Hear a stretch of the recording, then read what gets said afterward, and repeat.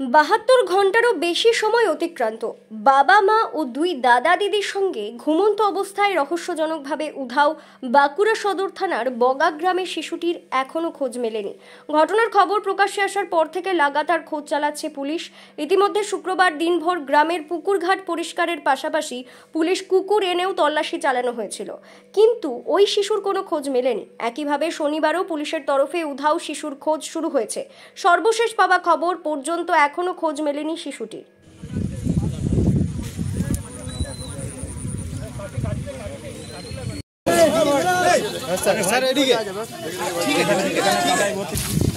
নিজেই যেতে আমরা তো ছেড়ে।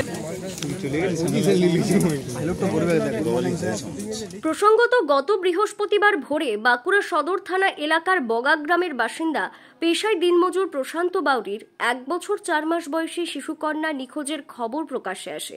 ওই শিশুর বাবা প্রশান্ত, মা মণি বাউরিরা সেই সময় দাবি করেন আরও 2 সন্তান সহ তারা 5 জনে রাতের বাড়িতে ঘুমিয়েছিলেন। ভোরে ঘুম থেকে উঠে দেখেন ছোট মেয়ে নিখোঁজ।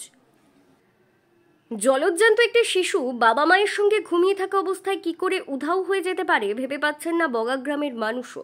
তারা জানিয়েছেন পুলিশি তৎপরতার খামতি নেই, তবে যে কোনো মূল্যেই রহস্য উদ্ঘাটন হোক সেটাই তারা চাইছেন বলে জানান।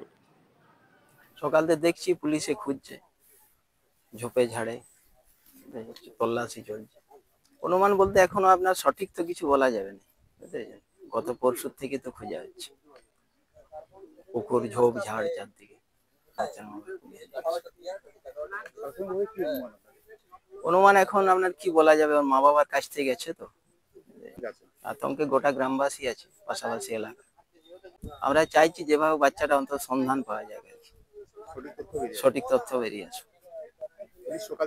সকাল থেকে কাজে লেগেছে। মনে হচ্ছে পরশুর থেকে পুলিশ বিভিন্ন পুকুর, আমাদের ঝোপঝাড় যে আছে গ্রামে সবকিছু নালামালা সবকিছু তল্লাশি করছে, কিন্তু এখনো খুঁজে পাওয়া যাচ্ছে না। মনে হচ্ছে বলতে যতক্ষণ পুলিশ ঠিকমতো তদন্ত না করবে সেটা আমরা বলতে পারছি না কি হয়েছে, বাচ্চাটা কিভাবে। আমাদের একটাই গ্রামবাসীর দাবি, বাচ্চাটা যা হয়েছে সত্য ঘটনা যেমন উদ্ঘাটন হয়, এটাই আমরা চাইছি সামনে আসে। পুলিশের তৎপরতা পরশুর থেকে পুলিশ কন্টিনিউ লেগে আছে। পুলিশ সকাল থেকে এখন রাত পর্যন্ত পুলিশ চারিদিকে তল্লাশি করছে, বিভিন্ন জনকে জিজ্ঞাসা করছে। দেখা যাক কি হয়। আজকেও পুলিশ এসেছে, তল্লাশি করছে। সকাল থেকে পুকুর থেকে আরম্ভ করে ঝোপঝাড় সব পরিষ্কার করছে, দেখছে, তল্লাশি করে দেখছি যদি পাওয়া যায় বাচ্চাটাকে।